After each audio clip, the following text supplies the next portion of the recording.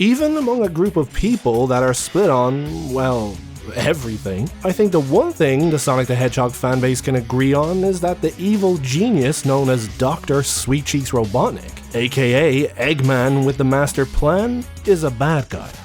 Historically, Eggman has always been unquestionably just bad. A through and through evil dude who was willing to do anything to create his Eggman empire. And everyone and everything were just tools he could use to achieve it. If, like me, you grew up with the classic and sad AM Robotnik, even the thought of a more humanized, or dare I say, caring Eggman probably seems like the most alien concept in the world to you.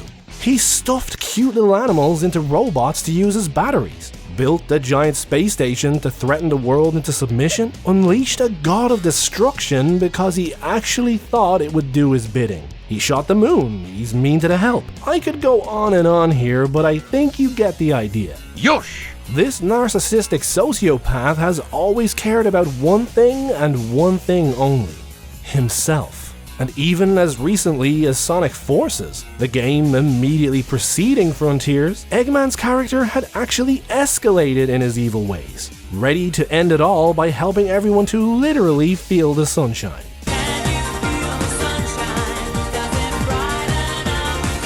Yep, took a risk on that joke, but I stand by it anyway based on all previous depictions of his character. When Eggman used Sage to hack his way into the Ancient's network on the Starfall Islands, I was not prepared for the emotional journey he would soon be going on. And that's what we'll be looking at in this video. But speaking of Eggman's hacking and cyber shenanigans, today's video is sponsored by Aura.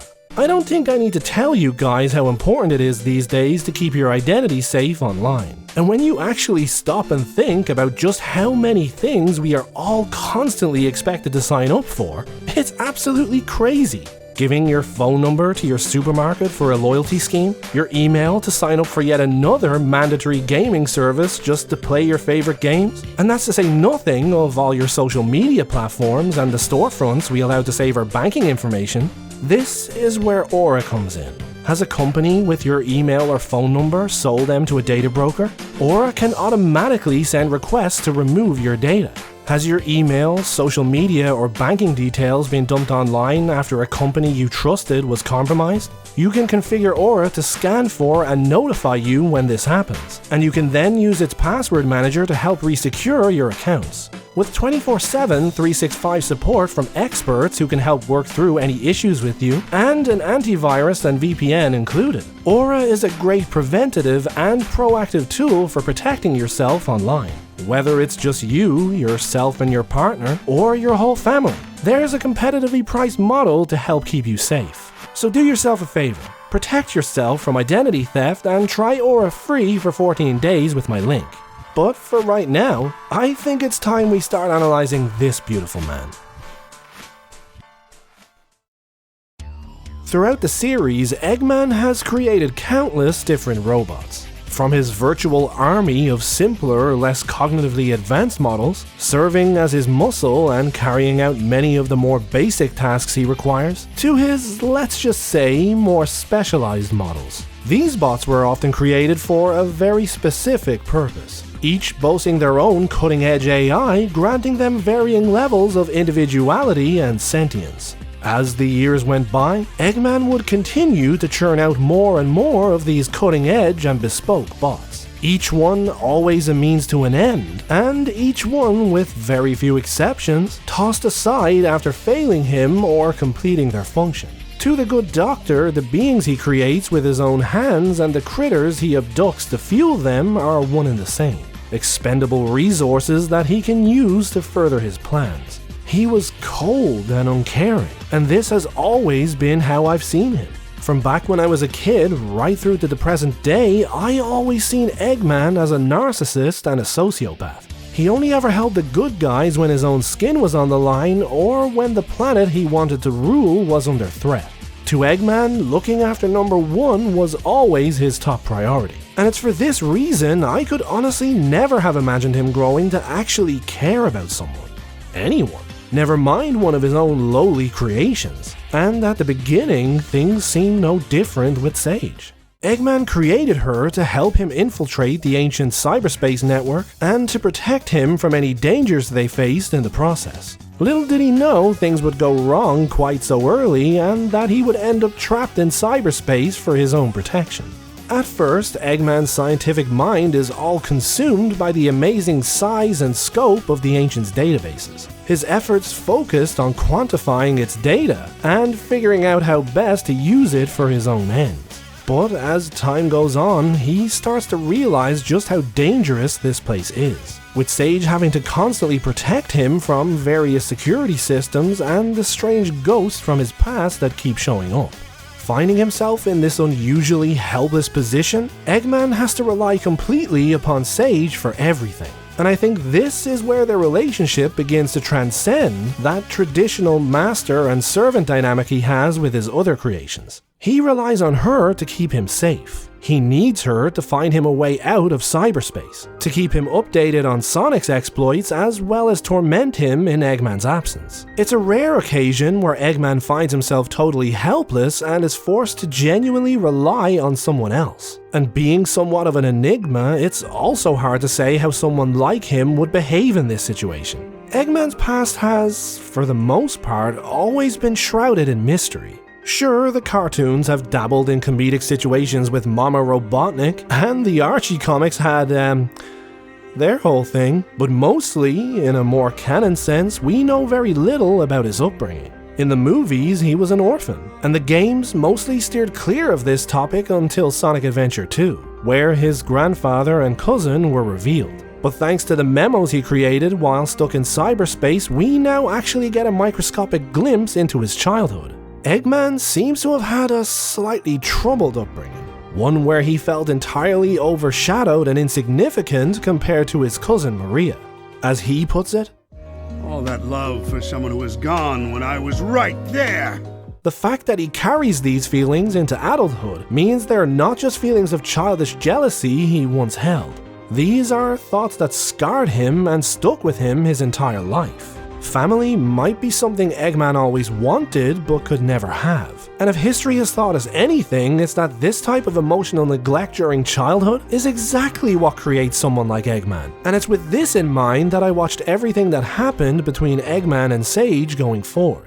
Sage refers to him as her father pretty early on, which begs the question, did this behavior charm Eggman into calling her his daughter? Or did Eggman program her to think of him this way in the first place, meaning that he wanted this type of relationship with her? Personally, I think the truth lies somewhere in the middle. AI can evolve and learn on its own, so this could have easily happened somewhat naturally. When asked by Sonic if she was created by Eggman, Sage is specific in saying that her base code was compiled by him, which implies that she herself has changed quite a bit since then. The scope of her abilities changed quite a lot after being connected to the Ancients' network, and combined with everything else that's going on and how she was programmed to be his protector, her feelings for Eggman may well be entirely organic.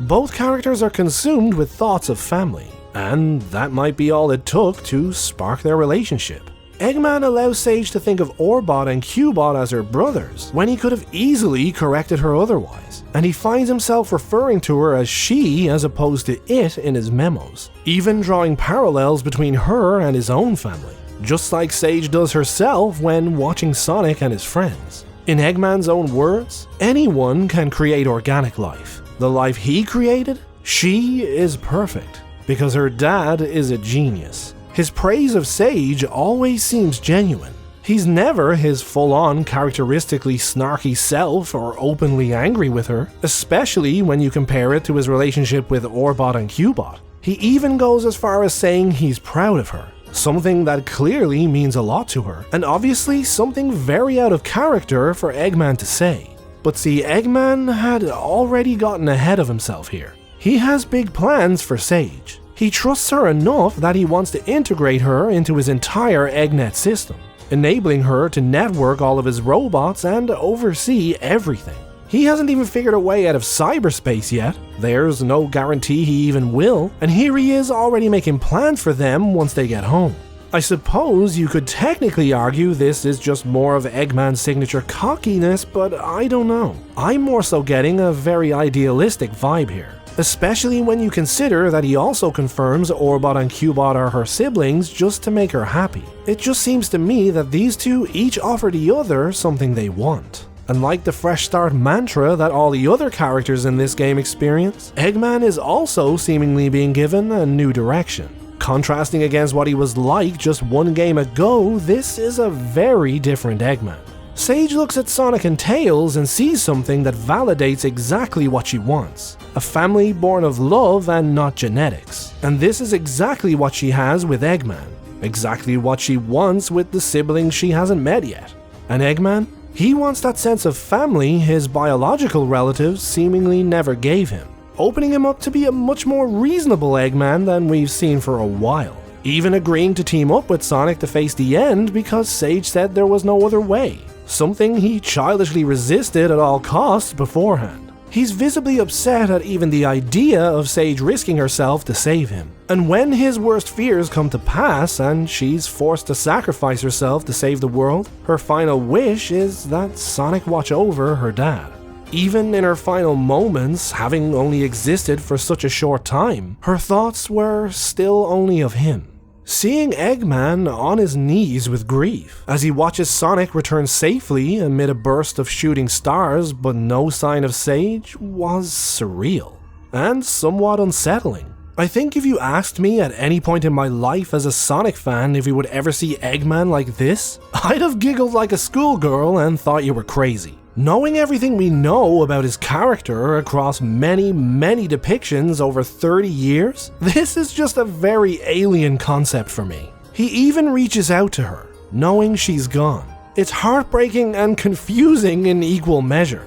After all, Sage had fulfilled her purpose. She kept Eggman safe in cyberspace. She infiltrated the Ancients' network and acted against Sonic on the Starfall Islands in his absence. All established character traits for Eggman up until now would have likely seen him just cut his losses and begin work on his next thing. Sure, he went back for Metal Sonic the odd time, but that was done out of a practical need. This was clearly an emotional need, and that's why he absolutely had to retrieve a copy of her from cyberspace. To him, he was getting his little girl back.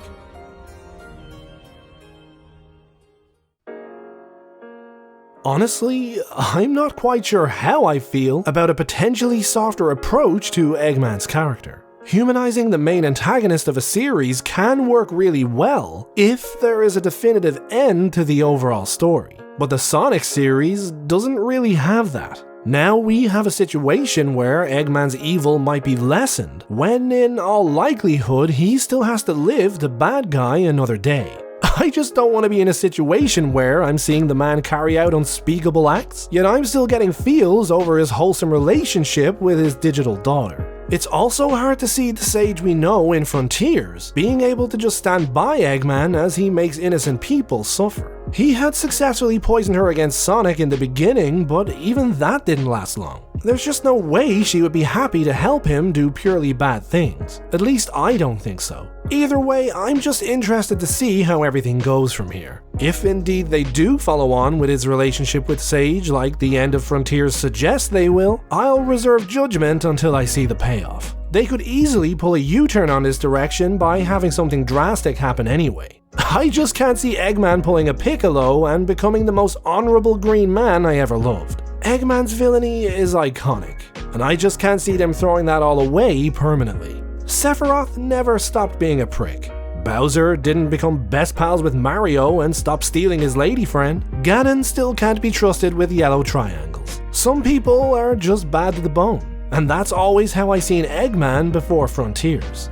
But with the huge improvement in writing quality thanks to Ian Flynn, maybe I'll have to get used to a curveball or two with these characters. I'm not fully caught up on IDW yet, but I definitely noticed a lot more of a connection between Eggman and the likes of Metal Sonic. So maybe I should have suspected something like this might happen between Eggman and Sage. If anything, the only unfortunate part in all of this is that such a huge shift in his character had to be confined to so few scenes and locations. Eggman being essentially benched in cyberspace for the whole game definitely didn't help put across the growth in their relationship. We're just lucky that it still came over well in the writing and through the actor's delivery. But as always, I'd love to hear what you guys think. Eggman's characterization, the implications for his character going forward? Do you think humanizing Eggman is a good idea or not? Let me know your thoughts in the comments. If you found yourself enjoying the video, don't forget to drop a like, subscribe to the channel, and make sure to hit that bell icon. If you don't hit that bell, you pretty much aren't subscribed, so make sure to click it to see more from me.